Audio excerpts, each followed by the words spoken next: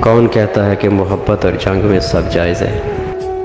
میں کہتا ہوں کہ جتنے اصول محبت اور جنگ میں لازم ہیں اور کسی چیز میں نہیں ہیں۔ حتیٰ کہ خدا نے بھی محبت کا اصول بنایا کہ قُلْ إِن كُنتُمْ تُحِبُّونَ اللَّهَ فَاتَّبِعُونِي يُحْبِبْكُمُ اللَّهُ۔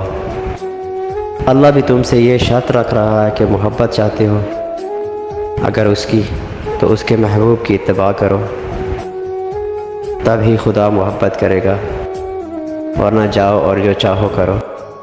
دنیا میں محبت کا ایک اصول یہ بھی ہے کہ جس سے محبت کرتے ہو تو ساتھ ساتھ اس شخص سے بھی محبت کرو جس سے تمہارا محبوب محبت کرتا ہے۔